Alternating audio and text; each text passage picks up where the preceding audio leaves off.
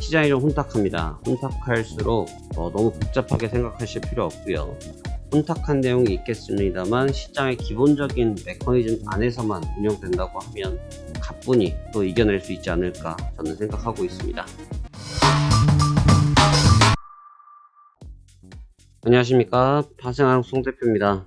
2024년도 5월 20일 현재 시간 오후 1시 46분을 지나고 있습니다.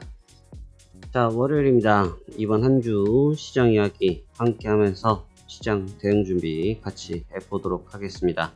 자, 그러면 시장 설명 드려보겠습니다.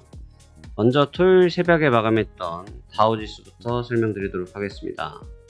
다우지수는 전장 대비해서 134포인트 0.34%가 상승한 43포인트에서 상승 마감했습니다. 4만이라는 수치가 굉장히 좀 낯설죠? 네, 굉장히 낯선 숫자인데 그럴 수밖에 없는 것이 사상 처음으로 4만선을 돌파하고 마감한 지수이기 때문에 그렇습니다. 다우지수가 한 126년인가요? 128년인가 그럴 겁니다. 128년 만에 처음 보는 수치라는 거죠. 128년. 굉장히 의미 있는 자리일 수도 있고, 이러한 역사적인 부분들이 데이터로 볼 수 있는 것도 상당히 영광스러운 부분일 텐데 128년일 겁니다. 128년 만에 4만선을 처음으로 확인하면서 마감이 됐습니다. 그만큼 미국 경기, 특히나 이제 미국을 대표하는 30개 종목들의 주가가 굉장히 좋았다, 이렇게 보시는 게 가장 타당한 이야기고, 굉장한 저항들도 많이 있었고 대외적인 변수들도 많이 존재했었습니다만 모든 것을 극복하면서 종가상 4만을 보고 만난 것은 굉장히 긍정적인 시그널일 수 있습니다. 특히나 직전 목요일 거래일에서 장중 4만 포인트를 확인을 했었죠. 4만 포인트를 확인했는데 종가상에 대밀리면서 윗꼬리를 달고 마감을 했기 때문에 종가상 4만 포인트의 마킹을 이날 처음 하게 된 겁니다. 근데 보시다시피 이 4만이라는 수치는 처음이고 낯선 구간이기 때문에 제가 지난 시간에 해외여행 가지고 설명드렸죠. 낯선 도시에 가면 낯섭니다. 말 그대로 익숙하지 않죠. 어떻게 해야 될지 모르겠고, 물론 준비를 하고 있지만 어떻게 말을 해야 되는지도 잘 모르겠고, 그러한 부분들이 존재하는데 바로 그러한 측면들이 거래량에서 나타났죠.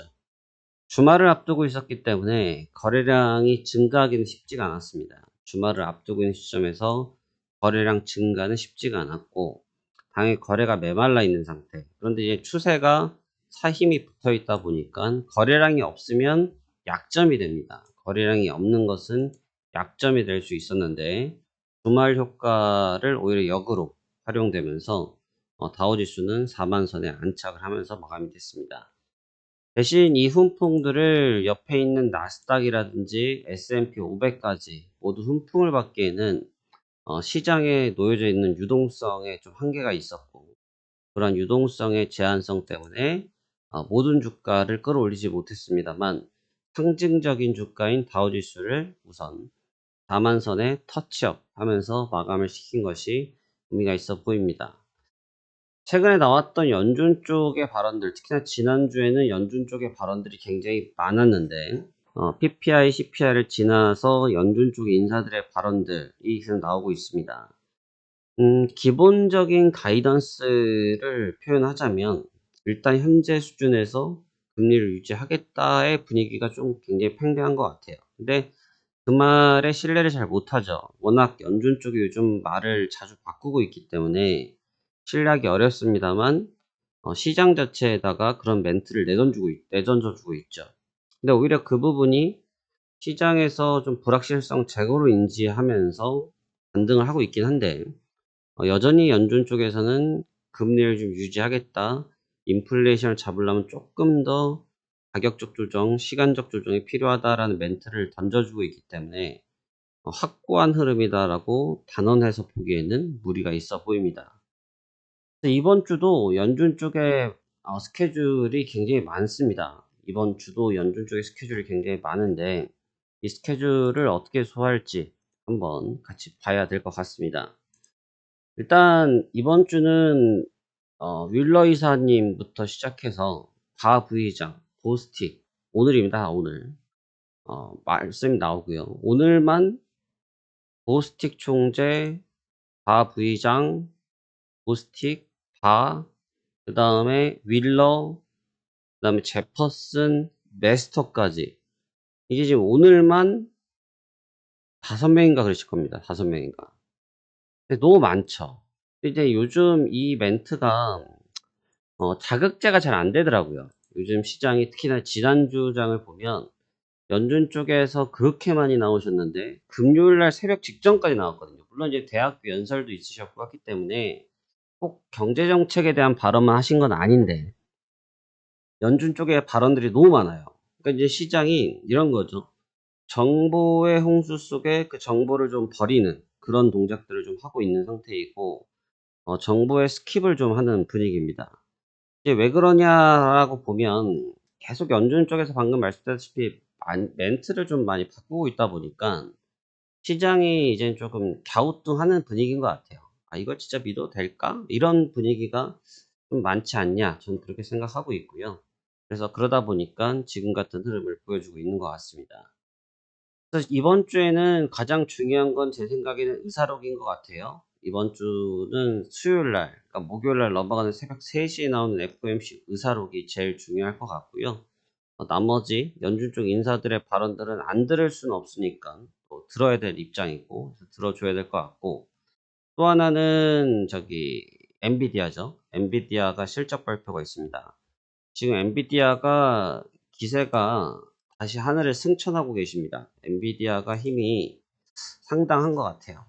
이제 엔비디아가 치고 올라가는 힘 자체가 사실 앞서서 한번 추세가 무너졌던 단계들이 있었거든요.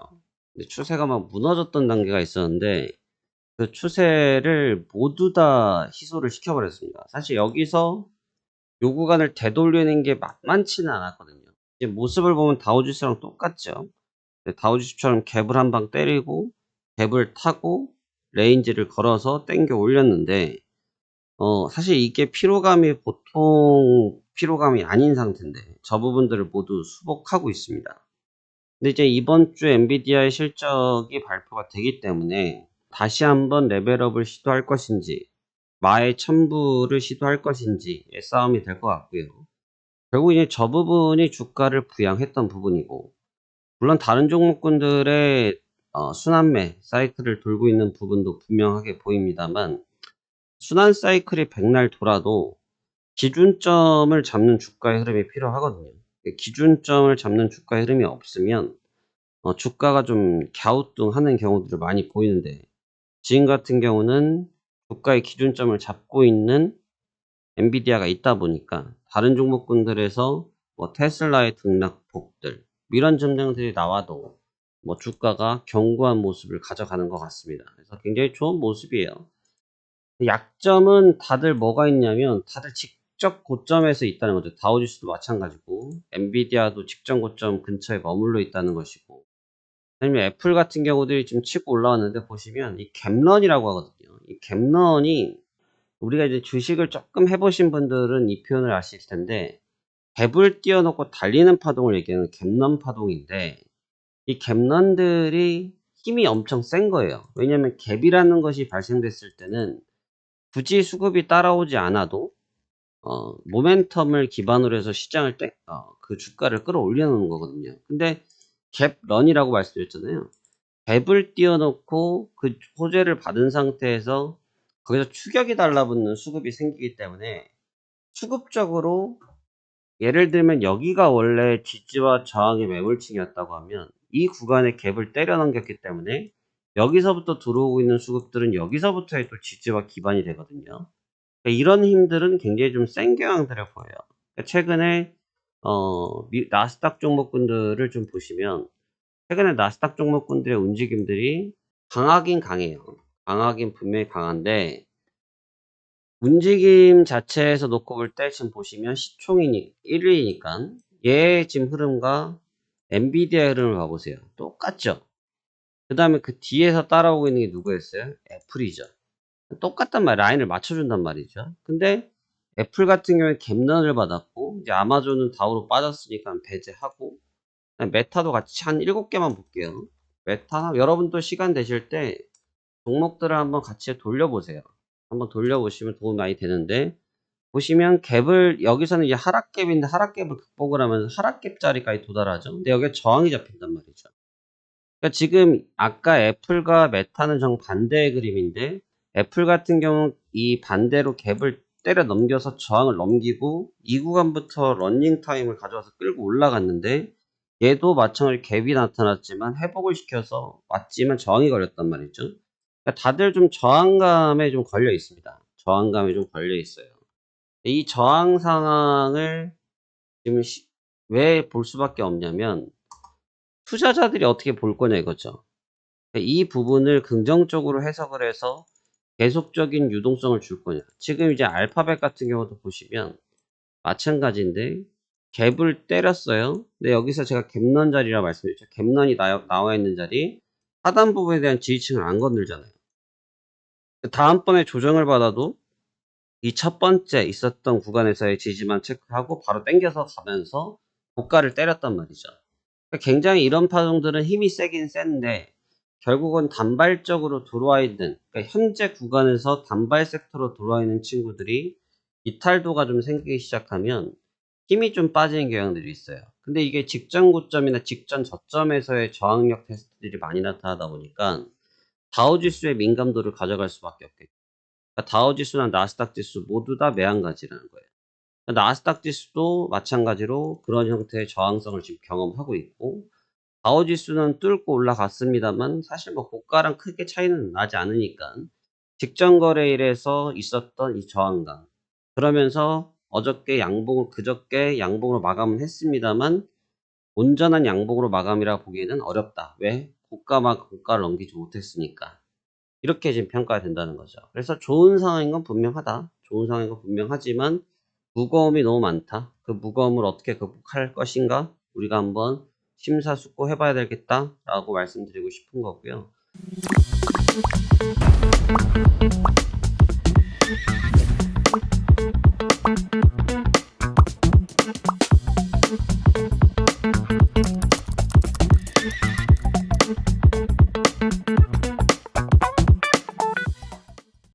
그다음에 지금 주말간 좀 연준 쪽이랑 저는 특히 이제 빅테크 쪽에 주목을 해서 주말간 시장 준비를 좀 하고 있었는데, 주말간 좀 쉬다 보니까 좀 이란 쪽에서 좀 이슈가 있었습니다. 그래서 지금 조금 전까지도 속보가 계속 나온 것 같은데, 뭐 아직 공식 발표라고 이걸 표현해야 될지 모르겠습니다만, 일단 이란의 대통령님께서 비행기를 타고 가시다, 헬리콥터를 타고 가시다가 트러블이 좀 생기셨습니다. 그래서 공식 발표가 나기 전까지는 발언을 좀 조심히 해야 될 것 같고요. 하여튼 뭐 그렇게 돼서 지금 이제 그 부분인데, 이게 대통령 하면 우리나라랑 미국 이런 데 생각하다 보니까 좀 개념이 좀 굉장히 좀 다를 수 있는데, 뭐 그쪽은 또 개념이 좀 다릅니다. 약간 일본 느낌이라고 볼 수도 있고요. 그래서 서열수인이가 2인가 그럴 겁니다. 근데 지금 문제는 깨끗해요. 내용이 없어요.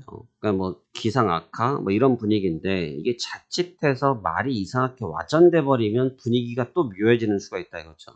지금 유가는 아침 대바람부터 일단 치고 올리더라고요. 근데 지금 잠깐 쉬어가고 있긴 하지만, 지금 중동 발언 자체가 사실 이스라엘과 이란에 문제가 있으면서 주가가 조정을 좀 받았었잖아요. 근데 그 내용이 굉장히 쉽게 스킵을 당했어요. 그 내용 자체가 길게 가져가지 않고 빠르게 소화가 되면서 스킵이 됐는데, 문제는 중동 쪽에서 발생된 중동의 이슈가 사실 이란과 이스라엘 쪽이 한 번씩 주고받은 이후로 지금 추가적인 액션이 없었던 상태 아니겠습니까? 추가적인 액션이 없던 상태에서 좀 번외죠. 아무리 서열 순위가 조금 낮다고 할지라도 상징적 의미가 있기 때문에 거기서 엄한 소리로 와전만 잘못돼도 분위기가 좀 묘해지는 상황이 생길 수도 있습니다. 그래서 그 부분은 저도 모르겠습니다. 그 부분은 저도 모르겠습니다만, 일단은 계속 좀 신경을 오늘 내일 정도는 곤두세워서 봐셔야 될 것 같다.